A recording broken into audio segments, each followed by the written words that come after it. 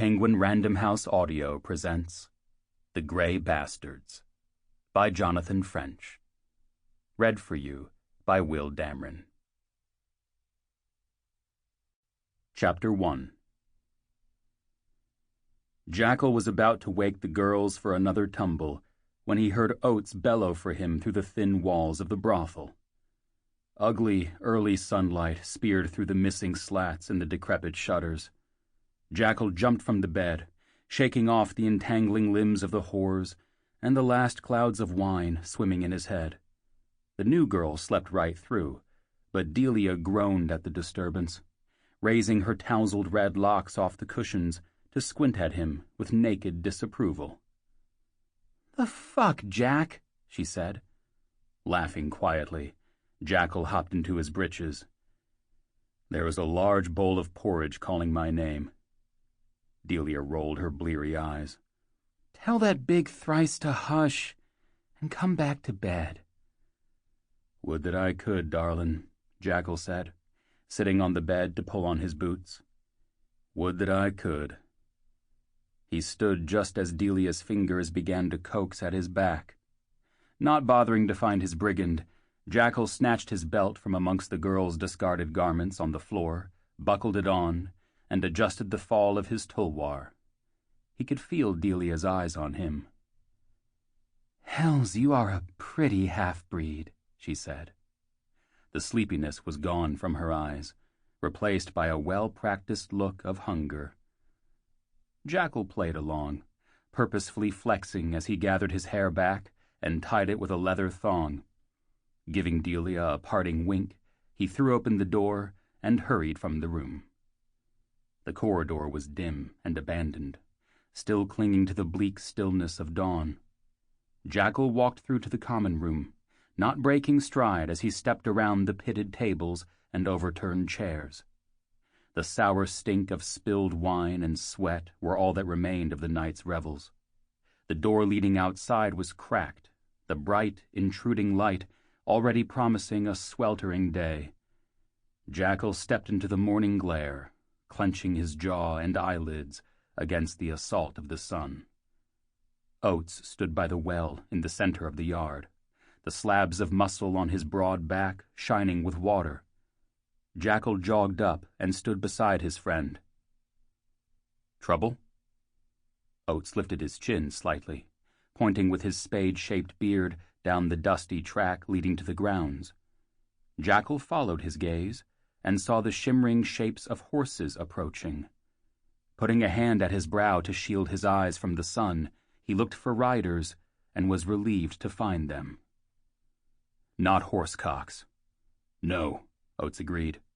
"Cavalry." Jackal relaxed a little. Human soldiers they could handle. Centaurs might have meant their deaths. "Ignacio?" he mused. "I swear that pit-faced old drunk can smell his payment from all the way at the Castile." His friend said nothing, continuing to scowl at the approaching cavalcade. Jackal counted 8 men, one clutching a banner that no doubt bore the crest of the king of Hispartha. That blowing bit of silk meant little in the Lotlands, and Jackal kept his gaze fixed on the man up front. "It's Bermudo," Oates said, a second before Jackal picked out the captain's identity through the dust. Shit. Jackal found himself wishing he had not left his stockbow under Delia's bed. Glancing over, he noticed Oates was completely unarmed, the half-full bucket from the well still clutched in his meaty hands. Still, the brute's appearance was often enough to discourage a fight. As was said amongst the members of the hoof, Oates had muscles in his shit. Jackal was no stripling, but his friend was a full head taller. With his bald head, ash-colored skin, corded frame, and protruding lower fangs, Oates could pass for a full-blood orc, as long as he hid the bastard tattoos that adorned his powerful arms and back. Only his beard marked him for a half-breed, a trait Jackal had not received from his human half. As the riders fanned out around the well, Jackal grinned. He might not be able to pass for a thick, but he was big enough to give these human whelps pause. Their clean crimson sashes, brightly polished helmets, and petulantly brave faces marked them as fresh arrivals. Mustachios must have been in fashion in the courts of Hispartha, for drooping from every upper lip was something akin to a furry horseshoe. Every lip except Bermudo's. He looked like one of those long-dead tyrants found on the old Imperium coins, all long nose and close-cropped hair. The captain reined up. He took a moment to survey the yard, his attention lingering on the stables Sancho maintained for his guests. Jackal lifted his chin in greeting. "Bermudo, breaking in some new boys, I see. What, did they demand proof that a man can still get some quim in the Badlands?"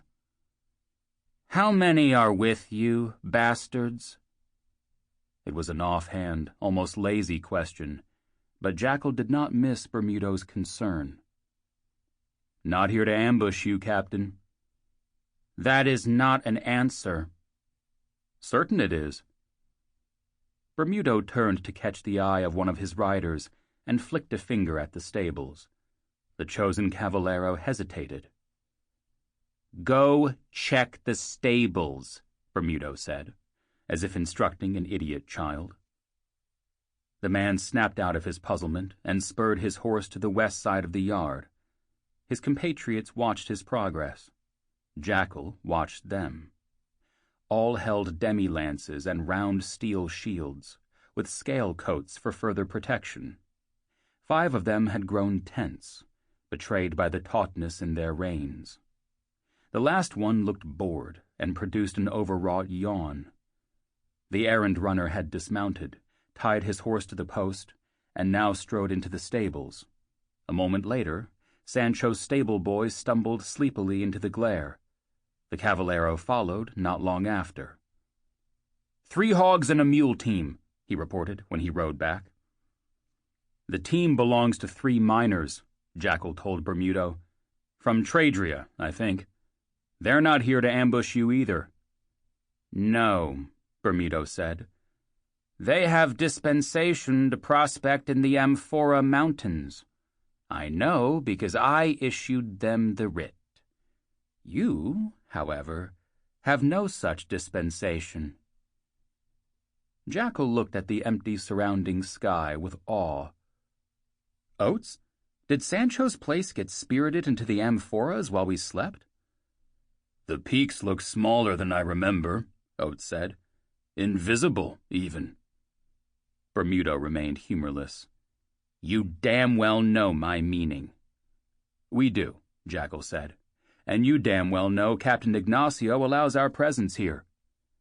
Did he assure you of that before leaving here last night? Oates's face clenched. Ignacio wasn't here last night. It was true, but Jackal would have preferred not to give that away just yet. The captains hated each other, but that didn't explain Bermudo biting at Ignacio's name as if it were bait. It also didn't explain his presence at the brothel. The noble captain did not employ Sancho's girls, and was rarely seen this far from the Castile. Jackal attempted fresh bait. Don't let us stall you from getting inside. Sure you're all eager to relieve some spend. Bermudo sniffed. Observe, men, he said, his gaze resting on Jackal and Oates, while also ignoring them, a skill only noble-born humans could master. A pair of half-breed riders, from the Grey Bastard's hoof. You will learn to distinguish them by their hideous body markings. Some you will come to know by their absurd names. Despite the allotments, they all think this entire land belongs to them, so you will find them in places they do not belong, like this establishment, blatantly ignoring the fact that it rests on crown land. It is within your power to expel them in such instances, though it is often best to allow them to sate themselves and move on. Unlike a pair of rutting dogs, it takes more than a bucket of water to discourage half-orcs in heat. They are slaves to their base natures. Jackal ignored the Sample complete. Ready to continue?